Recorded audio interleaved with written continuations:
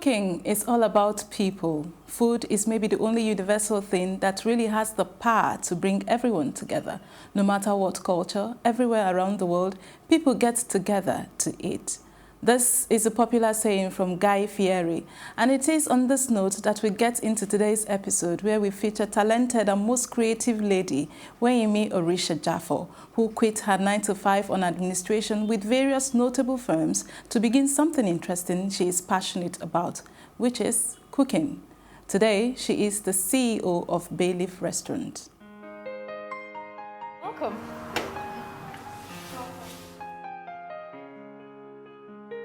So my name is Weyinmi Oritsejafor. I studied finance and economics to the postgraduate level. I worked and lived in the UK for many years, and I moved back to Nigeria in 2012. Moving back to Nigeria was an eye-opener. I wanted to come home because I'd had enough of living abroad. I missed my family. I missed being at home. I missed the vibe of Nigeria, of Lagos specifically. Coming home during the holidays, I was happy. And then going back, be depressed. So I took the decision. I said I'd come back home. So came back home, what to do? Did my NYC. I served with an oil company. I actually enjoyed my NYC, yeah. But then the common problem, NYC ends, what do we do? So I spent a couple of months applying, going for interviews and all that, and I eventually started working in an oil and gas servicing firm. But surprisingly, I started working in learning development. So I used to organize training programs for oil and gas professionals. I would facilitate some of the trainings and things like that. It had nothing to do with my discipline, but in typical Nigerian way, you make the best of where you find yourself. So as I previously said, I did this for about 3 years, and then the downturn in the oil and gas industry happened. And of course, when you have to cut your budget, one of the first things that will go is your training budgets, which would then impact on me. So it was tough. So instead of facilitating the trainings and putting trainings together, I was kind of becoming a marketer and a business development professional, which was a completely different thing to what I wanted to do or where I wanted to be. I've always heard that no skill is a wasted skill. As much as that's not what I wanted to do or where I planned to be, whatever little I learned doing business development and marketing there, I found has been extremely useful for me doing my own business. So anyway, going through that, it was tough. The 9-to-5 was getting really tough, and it got to a point where, unfortunately, I'd wake up in the mornings and be like, oh, I have to go again. And when you get to that point in life where you're not excited to want to go to work, you're not excited to want to attack the day, should I say, then you need to give it a rethink. So the thoughts I'd been playing with, or should I stop the 9-to-5 and do my own thing? These thoughts started taking root and developing. So until the time came and things worked together for good, and I decided to take a leap of faith and do my own thing. And Bayleaf was born.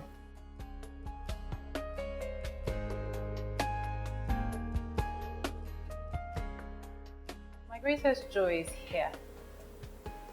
I love seeing people happy when they've eaten the food, especially new customers who come in and they're doubtful because we're just a small business. Not a lot of people have heard about us. And they come in and you sell to them and you say, just give us a chance. And then they eat the food and then they come up to you and they're so happy and then I'll be back. That actually gives you joy. Yes, it's worth it. It's completely worth it. No matter what challenges are, it makes it worth it. They left here with a smile. They acknowledge that the food is not generic. So that is a joy for me. It gives me joy that I'm able to employ people. My employees are happy. The people that work for me are genuinely happy. I can engage with them and, They can tell me anything, they can talk to me, and what they're doing on a day-to-day, I can see from the product of their hands that they are happy. So that also gives me joy. My greatest joy is that we just made it to 1 year. That we were able to break that barrier of 1 year, and we're still standing. No matter what the challenges are, no matter what we go through on a day-to-day, we've made it to 1 year. So at this point, I can truly sit back and say the sky is the limit. We can do anything at this point. That fear is gone. So one thing being that it's the food business, there's one challenge I've had. It's not actually a challenge, but you're dealing with the customers, you're dealing with the public. So customer service, yes, your customer service has to be 100%. But one thing I found is everyone has an opinion. Some people do come in and they're ready to criticize you. No matter how great the food is, they're ready to criticize me. And I've had to teach myself not to take it personally. As much as I love my food, I love what I do, I've told myself that if somebody takes the time to criticize my food or give me feedback, it's because they care. It's the person that cares that will give you feedback. The person that is upset about your food and walks away and never comes back is not invested, does not care. So I appreciate that, but I do have to spend a lot of time filtering the opinions and feedback I get. I find that everybody has something to say about the business and how we're running it, about the food. And all you really can do is say thank you. You smile and you say thank you. The ones you feel that, yes, I can learn from, you take it on. Some you do have to, just let go of. And at the same time, listening to all these opinions on a day-to-day basis, it's made it really important for me to know what I want from my business. Get a bigger picture of the business. 5 years down the line, what do I want from my business? This is my plan. I need to stick to it. No, I shouldn't let people's opinions come into it and veer me off my path. I spend a lot of time during the day actually doing that, planning the business, trying not to let other people's opinions, trying not to be swayed by what other people are doing and saying, should I say. So that's one of the challenges we have.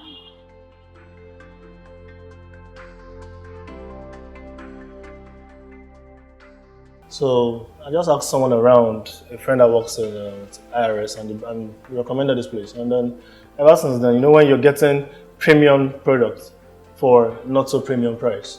So that's what bailiff is all about. So because if you sell this somewhere else, you probably get charged double or another 50% more than what she's charging. But we're getting premium food for not so premium price. So I think so. I feel like, okay, yeah. So that satisfied me. Actually, if you try the chicken, it's awesome. It's like off the chains. The fried rice, the jollof rice, the meat pie, yeah, and of course, fada, everything you have tried. So also coming here is from business sort of if you look at this is supposed to go for. I have a presentation today, so this was go for people I'm going to talk to. So ever since then, I've been loyal to them and. Never for one day I share ever disappointed. Always on time, delivery, rapport, on point. That's why I rather call her Weyinmi. I forget his bailiff. So we have a personal relationship now, still on business, within the limits of business. So very good one. So you all should give it a try.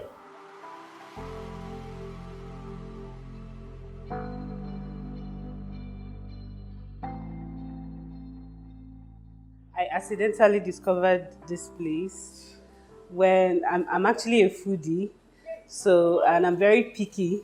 So one day I saw this place, like the building, and it was really beautiful. And I saw the first thing that attracted me was the graffiti outside. I was like, okay, what happens here? Okay, let me find out. Okay, so I now came in. I'm like, okay, hi. What do you do? So she told me, and I said, okay, let me try your meat pie. Now, I really love meat pie because the very last time I've eaten meat pie was Mr. Biggs. Mr. Biggs made me love meat pie, and I love their recipe. It's crispy, the potato is well baked, everything. So I was like, okay, let me try her meat pie. If she gets it right with the meat pie, I can buy any other thing. So I broke the meat pie, I ate it. I was like, oh my God, this is it. So I bought the meat pie, and then I also bought her turkey because I found out that she caramelizes her turkey. So it's not just a regular deep fried turkey, like it's spicy when you eat it. So I bought the turkey and I left. So I live in the estate not quite far from here. So and I know many foodies there that are always very hungry. And I'm like, look, I found this place.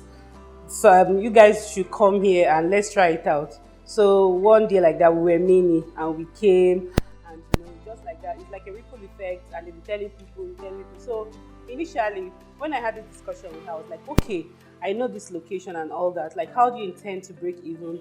So she told me her plans, and I encouraged her because I know that yes, running a quick service restaurant business in Nigeria is not easy. The capital, as in labor, capital, everything. So she's very encouraging, and my prayer for her is that in the next 5 to 10 years, she has like multiplied in so many locations. So for me, as in entrepreneurship in Nigeria is a big one, and seeing somebody that is putting her all, maintaining the quality, everything, the customer service and everything, for me is a plus. So yeah, Bayleaf has come to stay.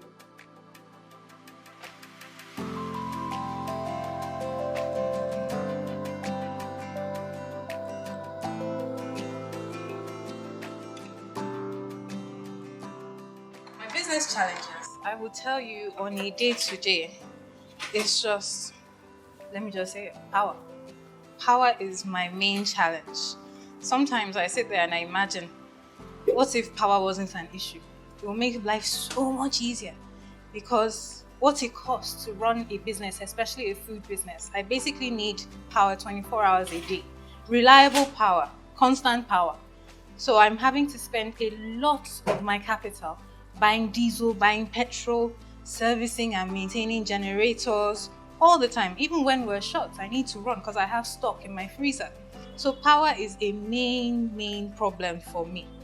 Apart from that, I would say personnel, finding the right people. It's absolutely heartbreaking that sometimes you get amazing people, they stay with you and you train them in the way you want them to be, and then they leave.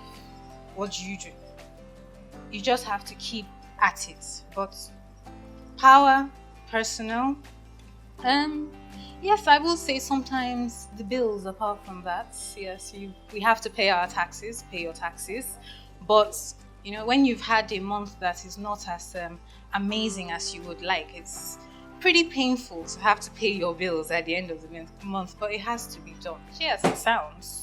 I do have a passion for cooking, and I cook a lot.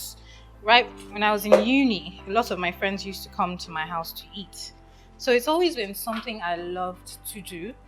So when it was time to quit my job, I had a couple of months just before quitting where I thought, what do I do?